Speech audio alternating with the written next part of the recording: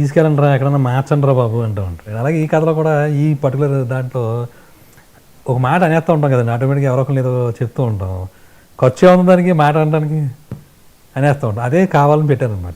అనడానికి ఏముంది బాబాయ్, ఖర్చు లేదు కదా అనేసి చనువు కొద్ది అని చెప్పేసి. అనడానికి ఏముంది బాబాయ్, ఖర్చు లేదు కదా అనేసి చనువు కొద్ది. ఈ కథ వరకు బ్రహ్మోత్సవం అనేది అంత కలర్ఫుల్గా అంత అందంగా వచ్చింది అంటే అది మేబీ సెట్స్ వల్లే ఉంటుంది. ఎందుకంటే ఇప్పుడు మీకు ఆ కళ్ళ చూసేదే కదండి ఫస్ట్ మనకి అట్రాక్ట్ అయ్యేది ఏంటంటే ఆ సెట్టింగ్. ఈయన 15 సెట్లు అయినా వేసారండి ఈ సినిమా వరకు. ఆయన ఒక సంగీత సెట్ కానీ, బాలా త్రిపుర సైట్ సెట్ కానీ, అది మొరాకో స్టైల్లో వేసారండి. ఎంత బాగా వేసారంటారు బాబు, అద్భుతంగా అనిపించింది. గొప్ప విషయం ఏంటంటే అదే సెట్ని కలర్స్ మార్చితే మళ్ళీ వేరే సెట్ అయిపోయింది. అది మీరు గమనించండి తర్వాత ఎప్పుడైనా చూసి. ముందున్న ఫ్రంట్ పార్ట్ అంతా తీసేస్తారు, వెనకాల కలర్స్ మార్చారు, అదో సెట్. మళ్ళీ థర్డ్ డేకి మళ్ళీ మారాలి సెట్. 5 రోజులు సాంగ్ అనుకుంటే 3 రోజులు అలా డివైడ్ చేస్తాం కదా, అప్పుడు మళ్ళీ ఇంకొక షేడ్ తీశారు, ఇంకొక పక్కన 2 గోడలు తీస్తే మళ్ళీ అది వేరేగా అయిపోయింది. అదొక ఎక్స్పీరియన్స్, ఆయన యొక్క ప్రజ్ఞ అంతే అండి. దానికి ఇంకా మనం వర్ణించలేం, అది అంత భయంకరం.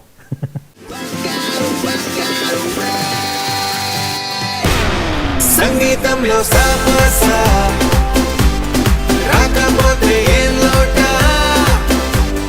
కెమెరా ఆయన ఏంటంటే ఈ కథ కొంచెం ఫ్యామిలీ జోనర్, ఎంతమంది ఉన్నారు, ఎంతమంది ఎక్కువ ఉంది, స్పాన్ ఉంది, దీనికి సంబంధించి కొంచెం ఎక్కువ కెమెరా విషయంలో మటుకు చాలా నైపుణ్యం ఉండాలి అనే లెక్కల్లో మహేష్ బాబు గారే సజెస్ట్ చేశారండి. రత్న గారు అయితే చాలా బాగుంటుంది, చాలా పెద్ద టెక్నీషియన్ అయినా, రోబో అలాంటి సినిమాలు తీసిన అయినా.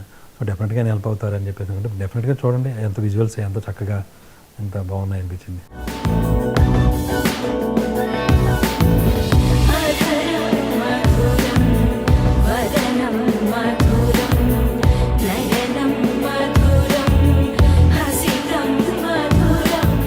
రైటర్ గారు చంటి గారు వచ్చేటప్పటికి ఆయన చాలా సీనియర్ అండి, ఎన్ని సినిమాలో చేసి ఉంటారు ఆయన. ఈ సినిమాకి నేను ఆయనతో పనిచేయడం నాకు చాలా హెల్ప్ అయింది, ఎందుకంటే ఆయన ఎక్స్పీరియన్స్ ఈ సినిమాకి చాలా తోడైంది. చాలా ఎమోషన్స్ దగ్గర ఎక్కడ కట్ చేయాలి, ఎలాగా ఏంటనే దగ్గర ఒక్కొక్కసారి నా అనుభవానికి కొంచెంసార్లు అందరి విషయాలు కూడా ఉంటూ ఉంటాయి.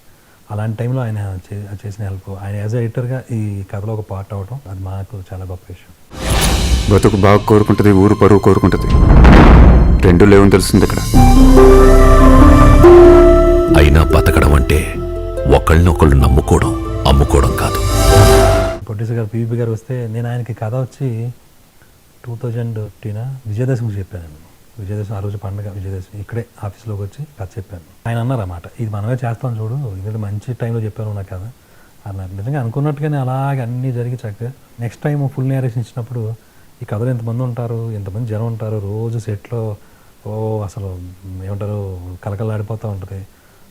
మినిమం ఈ జూనియర్స్తో కలుపుకొని, అందరితో కలుపుకొని, జూనియర్ ఆర్టిస్టులు అందరితో కలుపుకొని మినిమం 300 పీపుల్ అన్నా ఉండొచ్చు. ఎక్కువ డేస్, రోజు అని చెప్పలేను కానీ ఎక్కువ. బట్ మినిమం ఎలా చూసుకున్న ఆర్టిస్టుల వైపు చూసుకుంటే 50 మెంబర్స్ వరకు ఖచ్చితంగా ఉంటూ ఉంటారు, ఈ చుట్టాలని అలా నీళ్ళని. సో ఇదంతా పెద్ద బర్డెన్, దీనంతా చక్కగా మెయింటైన్ చేయాలి, దీనంతా ప్రాపర్గా ప్రొడక్షన్ సైడ్ నుంచి ఎవరికి ఏ లోటు లేకుండా చూసుకోవాలి. ఇది ఈ విషయంలో మటుకు ఆయన ఇచ్చిన సపోర్ట్ చాలా ఎక్కువ అండి.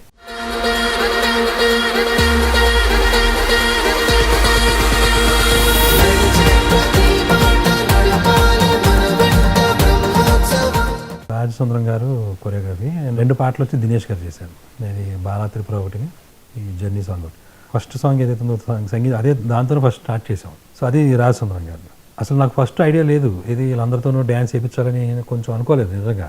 వాళ్ళందరూ ఉంటారు ఎలాగా అనుకున్నాను. బట్ ఆయన వచ్చిన తర్వాత వీళ్ళందరూ కూడా చేస్తే బాగుంటుంది అనగానే కలర్ మారిపోయింది ఒక్కసారిగా. అవును చేయొచ్చు, ఏముంది దాంట్లో కూడా అన్నట్టు.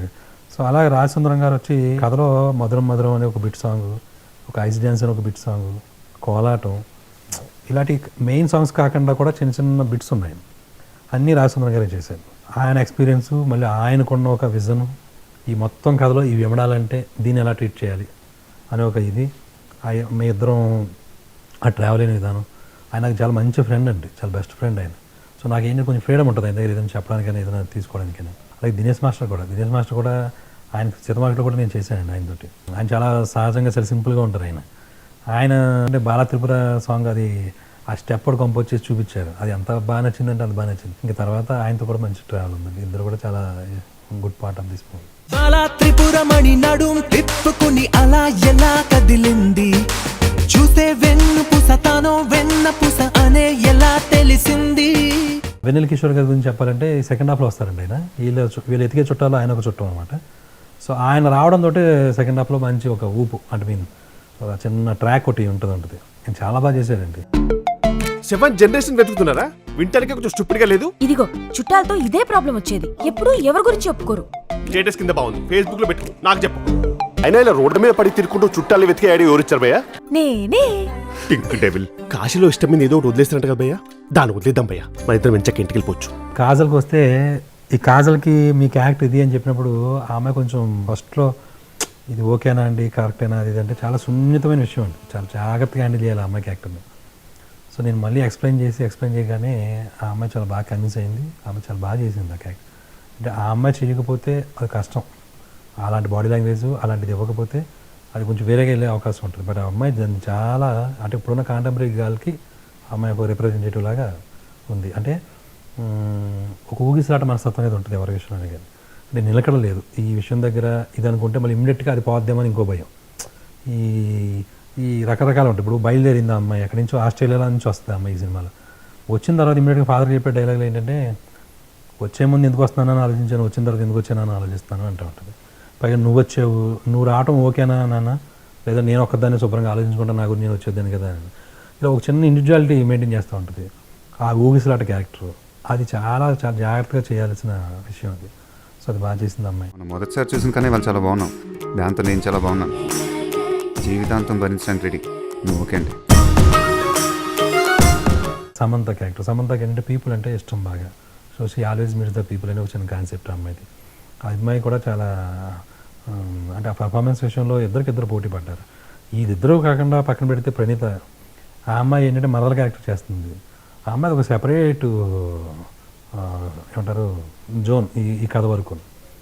అమ్మాయి అంటే ఒక స్పెక్టేటర్ లాగా బిహేవ్ చేస్తూ ఉంటుంది, ఏ ఎమోషన్ లోపల తీసుకోరు, జరుగుతున్నదాన్ని కలెక్ట్ చూడాలి అంతే. ఇది అమ్మాయి యొక్క స్పెసిఫైడ్ థింగ్ అనమాట.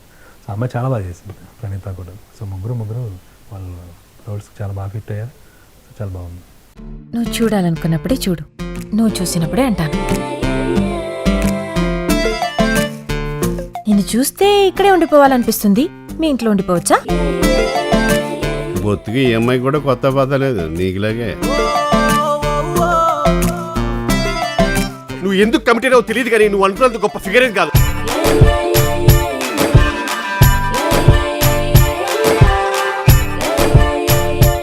మహేష్ బాబు గారు ఇంకొక అవకాశం ఇచ్చి ఇంకో మంచి కథ చేద్దాం అన్న దగ్గర నుంచి మొదలైన ఈ ప్రయాణం అదొక బ్రహ్మోత్సవం కింద రూపాంతరం చెంది, ఆ బ్రహ్మోత్సవం లాగా అందరూ దాంట్లో పార్టిసిపేట్ అయ్యి ఒక కథ కింద బయటకు వచ్చిన తర్వాత ఆయన చాలా హ్యాపీ ఫీల్ అయ్యి చూసిన తర్వాత కూడా చాలా బాగుందండి. ఈవెన్ డబ్బింగ్లో చెప్తున్నప్పుడు ఆయన క్లైమాక్స్ అది చూశారు, ఆయన చాలా బాగా అనిపించింది. బాగుందండి, కథ బాగుంది, చాలా బాగా వర్కౌట్ అవుతుంది, డెఫినెట్గా మంచి విజయం అందుకుంటాం మనం అని అని చెప్పడం.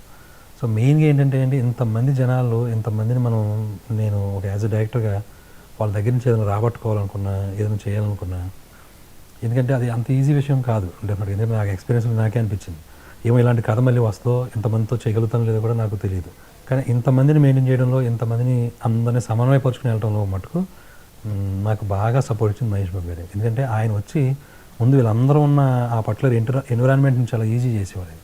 అందరు నవ్విస్తూనో లేకపోతే ఏదైనా వాళ్ళందరూ ఒక కంఫర్టబుల్ జోన్లో పెట్టేవారు. ఆ కంఫర్టబుల్ జోన్లోకి నేను చేసాను తప్ప నాకు అది ఈజీ అవుతూ ఉంది. సో ఆ పాత్ వేసింది ఆయనే. సో డెఫినెట్గా అది ఒక చాలా మంచి విషయం అంటే అది. ఎందుకంటే ఆయన దగ్గర నేను చూస్తున్న చాలా మంచి విషయాలు ఏముంటాయంటే, ఎలాంటి సిచ్యువేషన్ అయినా సరే చాలా జాగ్రత్తగా హ్యాండిల్ చేస్తూ ఉంటారు, కోపడరు తొందరగా, చాలా నవ్విస్తూ ఉంటారు, సెన్స్ ఆఫ్ హ్యూమర్ ఎక్కువ. ఇవన్నీ మనం చూసి వదిలేయాల్సిన లక్షణాలు కదండి, అవి పెంపొందించుకోవాల్సిన లక్షణాలు మన జీవితంలో కూడా. అది నాకు చాలా ఇష్టం అండి ఆయన, అందుకని ఆయన ప్రత్యేకంగా. కోరుకున్నది నెరవేరినా నెరవేరకపోయినా అవేవీ తెలియకుండా చేయడానికే ఇలాగే ఎప్పుడూ నలుగురుండాలి. ఈ వాడికి నేను బలమా బలహీనత అది నీ క్వశ్చన్. ఏదైతే అది నేను వాడుకుంటానో అది నా సమాధానం.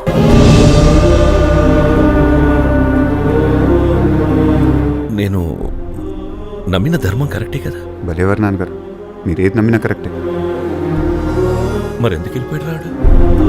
హ్యూమన్ ఎమోషన్స్ తోటి, హ్యూమన్ రిలేషన్స్ తోటి, మానవ సంబంధాలు ఏవైతే ఉంటాయో అది ఎప్పుడు నిరంతరం పెంపుకుంటూ వెళ్ళి అందులో మనం కూడా ఒక భాగం కావాలి. మన యొక్క శ్రమలు, మన యొక్క పోరాటాలు ఉంటూనే ఉంటాయి, అవి ఎప్పుడు తప్పవు. కానీ వాటికి ఒక రిలీఫ్, వాటికి ఒక ఉత్సాహం, ఎప్పటికప్పుడు నూతనంగా ఉత్తేజం తెచ్చుకోవడానికి ఒక మనుషుల యొక్క కలయిక కావాలి. అది ఒక ఉత్సవంగా ఉండాలి, ప్రతి అకేషన్ ఒక ఉత్సవంగా మార్చుకోవాలి. అది ఒక కాన్సెప్ట్తో తీసిన సినిమా. సో అందరూ దాంట్లో పార్టిసిపేట్ అయ్యి దాంట్లో కూడా మీరు కూడా భాగమయ్యి ఇంటిల్లి పద అందరూ చక్కగా చూసి ఎంజాయ్ చేసి సో మీ జీవితాలు కూడా మీ జీవితాల్లో ప్రతి క్షణాన్ని కూడా ఉత్సవంగా మార్చుకుని మీరు కూడా అనేక మందితో ఎప్పుడు ఉంటూ ఉంటా కలకల్లాడుతూ హ్యాపీగా ఉండాలి. Thank you.